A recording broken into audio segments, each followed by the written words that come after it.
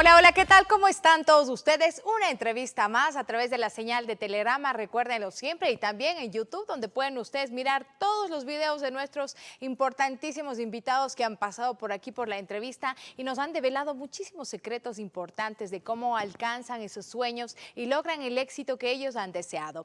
Y hoy, pues por supuesto, tengo un invitado también de mucho lujo que participa en las artes escénicas, en el baile, en la representación de la ciudad, tanto a nivel local como internacional, es docente, es gestor cultural y ahora nada más y nada menos es el director ejecutivo de la Compañía Nacional de Danza del Ecuador. Me refiero a Andrés Delgado. Qué gusto, Andrés. Bienvenido acá a la entrevista. Muchas gracias, Lorena. Para mí es un placer estar en mi ciudad, es un placer estar contigo en este gran canal y además hacer que la gente sepa que el arte, la cultura, la sensibilidad que nos provoca el movimiento es importantísimo en nuestra vida diaria.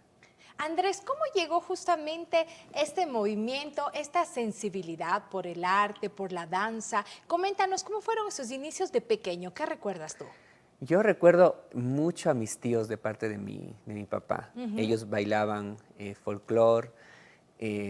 Mi papá toca la guitarra de manera no profesional, pero ha sido formado desde pequeño en el conservatorio, pero no llegó como al final, porque estamos hablando de los años 60, 70, ¿no? Imagínate. Cuando las artes no eran pues consideradas una profesión, sino como un hobby, como algo, como un pasatiempo, digamos así. Al igual a mi abuelita le gustaba la poesía, la declamación, y todos están relacionados con el mundo del arte desde una manera amateur, digamos. Pero en ese tiempo pues no era como común que alguien quiera estudiar artes y quiera ser un artista profesional y vivir pues de las artes escénicas, de la música, de la pintura. Era muy raro, pero tienen todavía ese Ese ímpetu. apego. Andrés, ¿qué recuerdas tú a algún tema que te haya influido cuando eras pequeño? Es decir, algún recuerdo de tu papi tocando una canción, tal vez alguna canción por ahí o alguna Claro. danza que tuviste. Yo le vi a mi papá siempre tocar la guitarra, cantar música nacional, ¿no? Pasillos. Él era muy apegado a la música nuestra, ¿no? Hablo de Latinoamérica. Ajá. Y recuerdo que siempre en la casa la gente bailaba, y sobre todo a mis tíos les gustaba mucho la danza folclórica. Tenía un tío que tocaba el rondador y estaba en algunos grupos folclóricos, ¿no? Pero recuerdo varias escenas de mi abuelita declamando en las cenas familiares y haciéndonos sensibles a eso, ¿no? Al igual a mis tías y tíos cantar. Claro que en un ambiente familiar. Algunos, como mi papá, se llegaron a presentar en escenarios, en festivales, en cosas del colegio, pero se quedó ahí, ¿no? Y seguían haciendo cosas, pero como un hobby, como algo que la gente les invitaba a cantar o participaban e incluso a veces cobraban de ello, pero no era como su ingreso, digamos, único. Andrés, al pasar el tiempo, tú miraste toda tu familia en este compendio, ya sea cada uno por su vértice, ¿no? Haciendo lo que le gusta. Pero, ¿qué crees tú que ellos te enseñaron luego de mirar todo esto? Yo creo que por parte de mi mamá la idea del movimiento, ¿no? Le gustaba bailar y decía que de niña quería estudiar danza y creo que ese ímpetu interno que ella tenía se me pasó como a mí, ¿no? Ajá. Y me llamó la atención el baile. Entonces quería desde pronto estudiar artes. ¿Qué edad más o menos tenías cuando dijiste quiero estudiar artes? Yo tenía 16, ¿Ya? 16, un En la poco, claro, adolescencia. un poco antes de salir a graduarme, ¿no? Pero participaba mucho de fundaciones que trabajaban no solamente con arte, sino con educación para gente, ¿no? Educación sexual para adolescentes. Que de tiempo era como un boom esta fundación La Pájara Pinta. Para apoyarles con los Para títeres, apoyarles con con los las títeres, danzas que con solían danza, hacer, claro. con educación sobre todo para prevenir el embarazo adolescente. Y luego me nació esa idea que del arte también se podría llegar a estos públicos. Luego dije, bueno, quiero estudiar artes cuando ya me gradué. Pero yo estaba estudiando informática, que estaba de moda en ese tiempo. Andrés, ¿un joven inquieto, amiguero o no mucho? Mucho en el colegio sobre todo. En la escuela era un poco más tímido. pero en el colegio ya cogí confianza y pues me arriesgué a hacer muchas cosas. Y estudiar artes era un riesgo también, a ver si la cosa iba bien o cómo era la Facultad de Artes de la Universidad de Cuenca, a qué me enfrentaba, qué era lo que iba a suceder. Justo eso Y te quiero preguntar, porque mucha gente, bueno, ahora ya el arte se lo considera como un trabajo también, como una profesión. De hecho, hay mucha gente especializada en eso. Tú mismo que has estudiado tanto, has viajado gracias a las artes, pero en esa época, no te digo que seas muy mayor ni nada, pero sin embargo, antes el decir voy a estudiar artes, ¿cómo fue receptado por la gente que te rodeaba? Es decir, por la familia, por los amigos, ¿qué te dijeron en esa o sea, por época? mi papá bien, Ajá. pero había ciertas dudas que iba a hacer, querían que estudie ingeniería de sistemas, que era la línea que yo estaba siguiendo en el colegio, pero me rebelé. Y dije, no, quiero estudiar artes, me inscribí en la Universidad de Cuenca y justamente eh, se, ese año se reabrió la carrera de artes escénicas en la Universidad de Cuenca porque se había cerrado. Ya. Y justo ese año que yo me gradué, yo entré a estudiar sistemas medio ciclo y dije, no, No es para no es mi mí. mundo este. O sea, entraba esos 6 meses, no sé cómo los aguanté, pero era como entrar a como una especie de tortura porque no me sentía bien y dije, no, esto no es lo mío, me gusta el arte. Y veo en el periódico que se reabre la Facultad de Artes Escénicas en la Universidad de Cuenca y digo, no, me voy a inscribir, me inscribí y ahí cuando fui a la primera clase al preuniversitario, dije, este sí es mi mundo, De aquí esto es lo soy. que, de aquí soy, algo me dijo dentro de mí, aquí te va a ir bien. Y fue un esfuerzo también de disciplina, Claro. de creer que realmente yo de eso quería Vivir. vivir Claro. y que esa iba a ser mi fuente, no solamente de económica, sino una fuente interna de felicidad, De de alegría, de satisfacción. satisfacción y también de estar con la gente que tenía o que tiene ese mismo ímpetu por las artes, no solo las escénicas, porque en la facultad están las artes musicales, está la pintura, Artes el visuales. diseño, todo esto. Entonces, ese era el mundo que yo quería, pues, ese de salir de la clase de danza y ver que la gente está pintando, que la gente está esculpiendo, que la gente está bailando, que hay un violín que suena por ahí, o la gente está cantando alguna área de ópera. Entonces dije, este es. ¿Cuál es la primera presentación que tú recuerdas y cómo te sentiste en ella? La primera ¿Y de qué es, fue? Porque ¿de qué fue? la Escuela de Arte suele presentar Claro, muchas cosas siempre también. presentaba una, una obra a final de año, o bien era de teatro o de danza, o mezclaban teatro y danza y hacían una obra. La primera vez fue, a ver si no recuerdo, El hombre, el pintor y la luna, era una obra, una coreografía de un creador cubano que era Juan Cervantes, en ese tiempo fue mi primer profesor de danza, uno de los primeros de la facultad.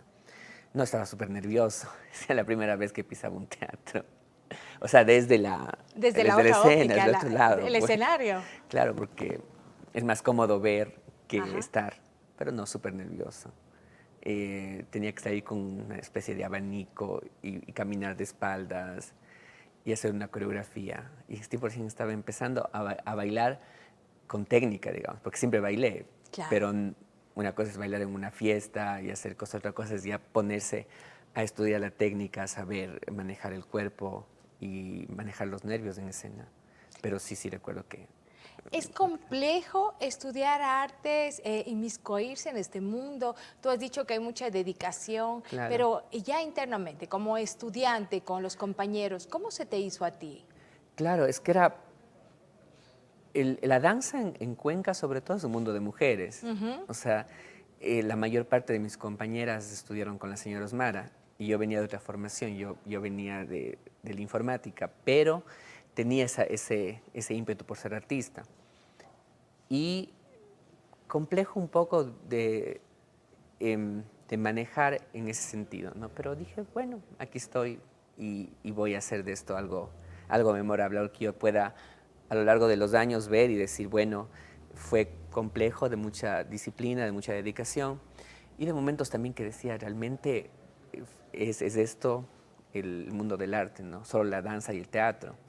Y después ya descubrí la parte de la producción, de la gestión y se amplía el campo, ¿no? No solamente para ser un ejecutante, sino también para ser un creador, para ser un productor o un gestor de la cultura. Andrés, ¿qué te dio a ti la Escuela de Artes de la Universidad de Cuenca? Porque siempre hay ese primer amor donde uno Claro. da sus primeros pasos, su primer pinino dentro de este mundo. Luego ya tuviste otros estudios, otras profesionalizaciones. Claro. ¿Qué te dio este primer amor a ti? Me dio la formación, la disciplina, sobre todo conocer en ese tiempo a las grandes figuras de la danza del Ecuador, pues. Estamos hablando del maestro Felipe González, uno de los grandes formadores de ballet clásico del país, Clara Donoso, que fue la que fundó la compañía de danza de la Universidad de Cuenca. O sea, estudiar con gente que estaba en las revistas de artes, que tenía toda una trayectoria larga en el mundo de las artes, no solo de Cuenca, sino del país. Entonces, todo eso uno de manera inconsciente absorbe toda esa experiencia en cada clase y luego cuando uno se para a bailar, toda la gente que fue sus maestros, sus compañeros también está contigo, pues todas esas enseñanzas. Entonces esa semilla para mí es la Universidad de Cuenca, esa semilla fuerte que germinó y que tuvo que pasar todo el proceso de formación y de saber que la danza y el teatro en el Ecuador no es un camino que sea fácil, ¿no? Porque Claro. a veces la gente te puede seguir preguntando si estudias de algo más o qué más haces. Ajá. Entonces cree que tal vez es un hobby y no hay una profesión detrás, ¿no? Una dedicación como un médico, como un ingeniero que estudia, ¿no? Y que sabe todo lo que pasa antes. La gente ve un producto final, en cambio. Se siente en el escenario y ve lo que es el final del producto, ¿no? ¿Qué hay detrás de todo ese producto final, Andrés? Porque como tú dices, los que no estamos inmiscuidos en ese mundo, miramos nada más la obra de ese día, pero detrás de bambalinas, ¿qué hay? Hay ensayos, hay repeticiones de lo mismo muchas veces, tanto en el teatro como en la danza, aprender textos, aprender coreografías, a veces equivocarse en escena y arreglar ese momento, porque el teatro en vivo y la danza son ese momento, ¿no? Esa es la diferencia entre el cine y todo lo que vemos ya ahora que ya está preproducido. Claro. En cambio, cuando va al teatro, ve la realidad, la fuerza del personaje, si es en teatro, o la técnica del bailarín, si es en danza. O sea, la ve y el error pasa y tal vez el público no lo sabe, pero el artista lo sabe. Entonces, todo el tiempo, ensayos, regaños de los coreógrafos, a veces ciertas dificultades entre los bailarines mismos, pero todo eso pasa atrás. O sea, cuando se está en escena, se queda todo eso tras bastidores y la gente ve un espectáculo y ve a un bailarín o un artista brillar o equivocarse también. Y es parte Claro. de la vida y del teatro. Hay muchos egos detrás de todo De el la tema danza. de la danza, porque uno ve cientos de películas, ¿no? Que Claro. el esfuerzo del bailarín también de poderse mantener con una buena figura, de los egos a lo mejor, de que si eres el bailarín principal, que si te miran en tal o cual Ajá. obra. ¿Cómo se maneja esto? ¿Les ayudan en Claro. la psicología también a los artistas? Es que el ego del artista tiene que ser grande, si no, ¿cómo va a enfrentarse al público? Tiene que tener un ego y tiene que confiar en sí mismo también, porque siempre hay egos grandes y tiene que haber en toda profesión, creo. Mucho más en el arte que hay que enfrentar a un público. O sea, si no tienes ego, ¿cómo te paras delante de 1000 personas y bailas o cantas o actúas? O sea, no podrías si estás como de alguna manera sencillo o pequeño o disminuido. O sea, no podrías ser artista. Tenía un maestro que decía, si ustedes no tienen el carácter para la danza, dedíquense a la abogacía. ¿Algún momento trataste o dijiste voy a desertar, esto está súper fuerte, el entrenamiento está duro, a lo mejor los egos también compitieron por ahí? Pero antes de que me contestes, ¿qué te parece si piensas esta Ok. pregunta y nos vamos a una pausa comercial y ya retornamos? Estamos con Andrés Delgado conversando de la danza, el teatro, este arte cultural tan grande que se desarrolla en el Ecuador y a nivel mundial. Ya volvemos. Chévere.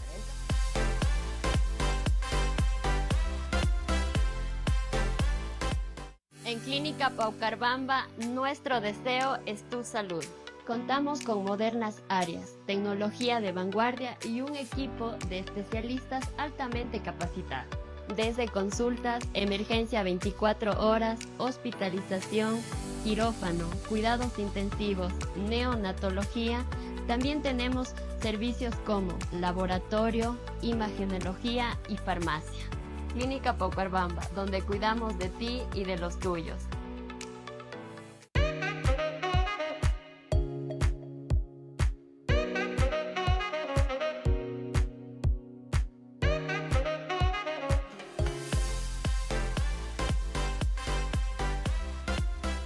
Seguimos con la entrevista con Lore Cherres, feliz de poder estar acompañada de Andrés Delgado, quien nos está comentando acerca de la danza, del arte, de la cultura, él como gestor cultural, como director nacional ahora.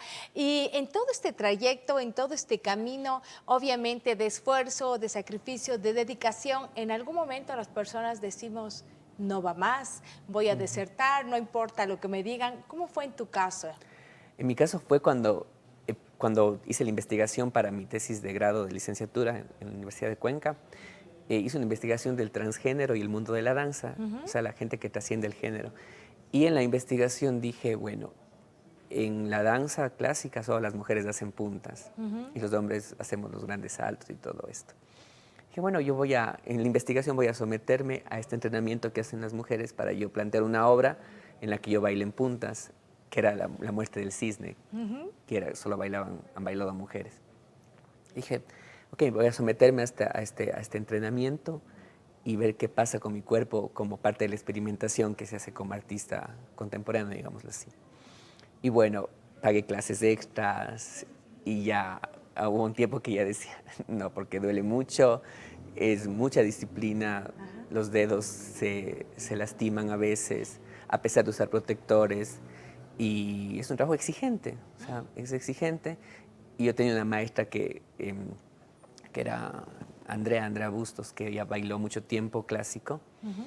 Y era ella y mi maestro de ballet de la compañía de danza de la Universidad de Cuenca, que era Felipe González.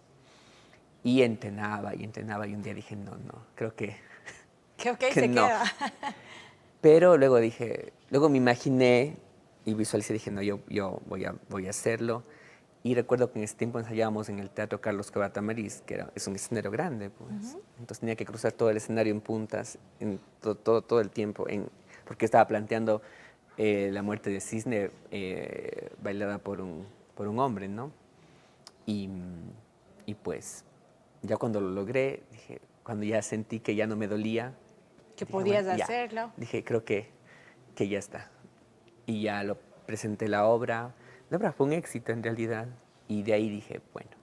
Y esa obra, ese fragmento, lo llevé a Estados Unidos, a Orlando. Y ahí fue cuando gané un segundo premio internacional de danza como tal. Justamente, cuéntame de ese premio. Tú has ganado algunos premios, has viajado al extranjero a prepararte. ¿Cómo te ha ido en esto? Muy bien. En realidad, yo creo que se viene siempre de menos a más, porque este torneo fue el All Dance Internacional, que no era tan conocido como ahora, que todo el mundo está yendo y me parece espectacular, pero era un torneo pequeño que yo fui un día que vi un post en Facebook y era en Salinas. Entonces fui a participar con ese solo. De repente me seleccionaron y para ir a bailar en un torneo en Estados Unidos.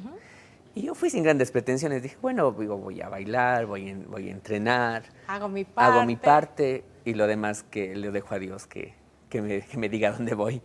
Y bueno, fui, pero allá todo es súper profesional. O sea, tú llegas, tienes a alguien que te recibe, tienes un ensayo previo en un escenario tras bastidores que es de las medidas en las que tú vas a bailar. Hay una persona al lado tuyo que te dice que ya te toca y va saliendo todo muy, muy cronometrado, todo exacto. Era en Disney, pues. Claro. Entonces, yo cuando me tocó salir, yo salía de espaldas. Cuando me di la vuelta y vi un escenario demasiado, demasiado grande, porque era un estadio. Y ahí fue cuando dije, ¿dónde estaba? Ahí me di cuenta, hice conciencia de dónde estaba en ese momento. Y bueno, y después ya recibí la crítica de los jueces y ya estuve en segundo lugar. Yo nunca lo esperé, pero dije, bueno, está bien. ¿Qué sentiste en ese momento? Pues ahí se me vino todo lo que pasó desde niño, pues Ajá. todito. Fue como un flash y hasta llegar al momento. Dije, bueno, todo valió la pena, pues. Valió la pena todo el esfuerzo, los ensayos, los regaños, de todos los maestros. O sea, eso es la satisfacción que se tiene cuando tú trabajas y sabes que en la danza y en las artes no te regalan nada. Claro. Porque en el cuerpo se nota, el que canta, afina o no afina. El que hace retratos y pinta, hace o no O hace. O sea, no hace, no se claro. puede regalar eso. Y eso se hace claro que con talento que tal vez se tenga, pero con todos los días de estar. Por eso tengo un maestro de ballet que me decía, la danza es cruel. ¿Por qué? Porque giras o no giras, o sea, las piernas suben o no, y el Eso público lo no, ve, eso no. Y eso es el trabajo que nadie te puede quitar. O sea, imagínate. ese trabajo que tú tienes de tu cuerpo, de tu trayectoria, a pesar de las dificultades que puedas tener, eso no te puede quitar nadie, o sea, nadie. Eso es lo que te pertenece y está en tu conciencia, está en tu ser, y en algún momento que lo necesites puede salir otra vez, y está. Y eso es lo lindo de las artes escénicas. Estas artes escénicas que tú has podido mirar, has podido compartir a nivel internacional, a nivel nacional también. Conversábamos tras cámara que el Ballet de Bellas Artes en México, que tenemos el Teatro Colón en Argentina y una infinidad de lugares en América Latina también, donde la gente es muy asidua a asistir, a ir, a pagar un buen precio por lo que está viendo, por todo el sacrificio de los artistas. ¿Cómo lo miras tú en el Ecuador? ¿Nos hace muchísima falta todavía preparación o cómo lo ves tú? Yo creo que hace falta que en las escuelas, cuando son niños, en los jardines, les hagan ver esa parte de la vida también, ¿no? Y que de por ahí pueda hacer esa sensibilidad del niño o la niña y sobre todo hacerles vivir el arte, pero no solamente ir a una obra y verle productos, sino que hay una mediación cultural antes y después la obra y luego una conversación con los chicos, hacer conciencia de que ellos también pueden ser artistas, pero que ser artista también genera el pago por un servicio. Nosotros somos gente que da un servicio, ¿no? Un servicio artístico, que debe facturar. Lo que nos falta también creo que es creer en nosotros como ecuatorianos, que también podemos ser artistas, porque siempre he pensado que algunas veces puede faltar esa identidad del ecuatoriano de valorar a sus artistas, y de todas las áreas, incluso de cultura de grandes masas. Eso le falta al Ecuador, creer en sus artistas, en sus coreógrafos, en sus pintores, en sus gestores culturales, en sus bailarines, en toda la gente que hace. Eso nos falta, porque eso nos da la seguridad de que nuestros artistas sean grandes. Con lo que pasa en México, lo que pasa en Argentina, que la gente cree mucho en sus artistas y es muy crítica también con sus artistas. En cambio, acá pasa que en lugar de elevar al artista, hay mucha crítica y eso a veces no es una crítica Podríamos sino es decir. una crítica como para decir, no, es ecuatoriano, y si tú vas a ver un arte ecuatoriano, o sea, y a veces pasa, ¿no? Cine ecuatoriano, por ejemplo. Gente, ay, no, cine ecuatoriano, lo piensa, pero ve cine de Hollywood y las grandes producciones y paga entradas. Igual cuando la gente de acá hace ópera o hace otras artes, como que si cuesta la gente lo piensa, ¿no? Pero en otras ciudades como Guayaquil la gente lo hace, o sea, y paga. Y hay gente en Guayaquil que sí vive de las artes y es independiente, la parte independiente. Eso creo que falta, esa sensibilidad y esa identidad y esa solidaridad con el artista ecuatoriano. No la solidaridad de regalarle las cosas, sino de ir a ver y saber que detrás de todo eso que yo veo en escena hay todo un esfuerzo y hay toda una producción y ensayos y formación. Y hay veces que uno cobra por un servicio cuando está también involucrado con el sector independiente. Es un servicio, es un producto que uno entrega, que puede ser una coreografía, que puede ser una pintura, y que, por ejemplo, uno nunca va al médico privado y le cuestiona por cuánto le cobra. Claro. Uno va y Y lo paga. paga. O hace Ajá. una casa, un arquitecto, tal vez hay una negociación, pero Pagas y el pagas. diseño Claro, y pagas luego el la diseño, la construcción. construcción y todo. Claro. Y es lo mismo en la danza, porque nosotros nos formamos años para poder estar en el escenario. ¿Se puede vivir del arte ahora que tú lo estás haciendo? Sí, sí se puede vivir del arte, se puede vivir muy bien. Como ven, he llegado, gracias a Dios, a mi familia, a mis papás, lejos en el arte, ha sido por el apoyo incondicional de mi familia. Ese ha sido el sostén y el apoyo emocional que yo he tenido para salir. Ajá. Un hombre en la danza que haya logrado toda esta parte no podría nunca haberlo hecho solo.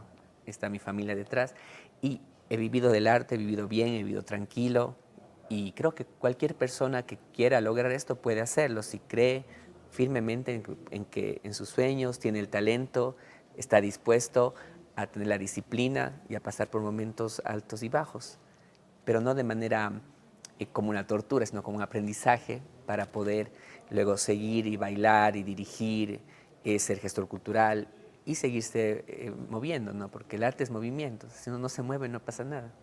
Igual ahora en este momento de mi carrera, que es otro momento un poco más Ejecutivo. ejecutivo, pero yo vengo de las dos partes. Vengo de la parte administrativa porque tuve cargos administrativos de gestión cultural y de dirección de artes, pero también tengo la parte sensible. Entonces Claro. puedo dialogar con las dos partes, tanto con los bailarines de la Compañía Nacional como con la parte administrativa. Que es lo importante. Es lo importante. Y relacionar todo eso con la parte académica, que ahí viene ya la parte educativa de las artes, la parte de mediación cultural, de acercamiento de públicos, no solamente de niños, sino también de adolescentes. Y ese es el público al que deberíamos apuntar, ¿no? Los adolescentes que tienen otra inmediatez de las cosas, tienen otra idea de las artes, y llegar a ese público es el reto actual de las artes, a esos adolescentes. Andrés, para llegar donde tú estás, con todo ese recorrido de haber viajado, de ser docente, de haber producido también, porque has sido un gestor cultural muy grande, y ahora pues como director ejecutivo de la Compañía Nacional de Danza del Ecuador, ¿qué crees que ha sido lo que te dio ese ímpetu para alcanzar ese sueño que tú decías, o lo que tú creías y donde te miras ahora? Ahora, ponerse los retos, ¿no? Yo hace tiempo, hace muchos años dije, cuando vi a la compañía a bailar, dije, en algún momento me gustaría dirigir este espacio. Y lo dije así como al aire. Y luego pasó lo del concurso, las entrevistas, toda la valoración que hace el Ministerio de Cultura y el IFAIC. Y dije, bueno, voy a poner a ver qué sucede. Y luego pasó todo el proceso de, digamos, entrevistas y todas las cosas. Y dije, bueno, ya, si es para mí, se dará todo en armonía. Y si no, pues seguiré aquí con mi estudio de danza, con mi trabajo aquí como parte del sector público. Y luego, como se dio, dije, bueno, es lo que... Y conscientemente dije, es cambiar de ciudad, cambiar todo. Dije, bueno, me arriesgo porque creo que la danza del Ecuador necesita gente que haya venido de las dos partes. Para conocer y poder también manejar. Claro, conocer, manejar. Y lo que también me gusta es que puedo todavía moverme. O sea, puedo tomar la clase que toman los bailarines y hacer la clase con ellos. Y eso es muy importante, que todavía la danza puede hacer, ¿no? Todavía uno se puede mover, puede bailar cuando quiera. ¿Qué se viene para Andrés en esta etapa ya? ¿Qué tienes pensado? Algo que digas, quisiera hacer esto en algún momento. Lo que viene para ahora, con el favor de Dios, es mucha gestión en territorio para la compañía, que los bailarines independientes y la gente que está involucrada en el mundo de la danza, no solo desde la práctica, sino también desde la academia, esos proyectos que nos involucren, ¿no? Que hagan que la Compañía Nacional de Danza sea un referente no solo del movimiento, sino también un referente de la relación que pueden tener las instituciones para el bien de la danza del país. No solamente de Pichincha, sino también de Azuay, de Cañar, de Guayas, para que pueda tener ese impacto cultural con la gente. Que eso es lo que me gustaría trabajar para los bailarines y también ver que el acceso a las artes y la cultura puede ser no solamente un discurso, sino puede ser un hecho que la gente lo pueda percibir, que la gente piense en la Compañía Nacional de Danza y piense en movimiento, piense en bailarines profesionales que están años en el mundo de la danza, y que estos niños, estos adolescentes vean eso y puedan decir, algún momento yo quiero formarme para ser un bailarín de esta compañía. O también para pasar por la compañía y que sea el ímpetu para bailar en otros países, como pasa en México, como pasa en Argentina, que la gente se forma, baila un tiempo en su país y luego se va a bailar en otra parte. Es lo mágico de la danza, que uno tiene que llevar nada, solo tiene que llevar el cuerpo. Andrés, finalmente, ¿qué les dices a todas esas personas que te están mirando en este momento y que no sabemos mucho de danza, no estamos en ese mundo, pero que a lo mejor también queremos apoyar de alguna forma? Que se den la oportunidad de bailar, que se den la oportunidad de moverse, de ver danza, de asistir también a, si quieren aprender a bailar, asistir a estos espacios privados que les pueden dar esa oportunidad de conocer. Y si ustedes de pequeños o de pequeñas se quedaron con las ganas de aprender, háganlo, háganlo. Descubran que su cuerpo no solamente es un instrumento para levantarse e ir a trabajar, sino un instrumento de expresión, es un instrumento de exploración, y que ustedes pueden moverse, no para que bailen en algún momento tal vez, sino para que sepan que la vida no es de 8 a 5, que hay espacios donde uno puede ser creativo, puede volver a ser niño, volver a esa creatividad, a esa simpleza de la vida y regresar a casa con otra energía, que es lo mágico del movimiento. O sea, la gente debería tener esto como parte de su vida, trabajar, no sé, de 8 a 5, 8 a 4 y tener ese espacio para sí mismo, luego volver a casa con otra energía, con otra idea de las cosas, porque eso es lo que hace el arte. Muchísimas gracias, Andrés, por habernos acompañado. Y pues realmente sí, es una gran motivación. A veces al cuerpo no le dedicamos y no le damos ese espacio que necesita. Claro. Solo lo utilizamos en algunos momentos. Claro. Muchísimas gracias por eso, también. todo el éxito como director ejecutivo y pues bueno, sabemos que estás haciendo quedar muy alto el nombre de la danza en el Ecuador. Muchísimas gracias. Y gracias por supuesto a todos ustedes por siempre estar conectados con nosotros a través de la tele, a través de las redes sociales, a través de YouTube. Recuerden, nos encontraremos en otra cita con la entrevista con Loret Cherres. Hasta pronto.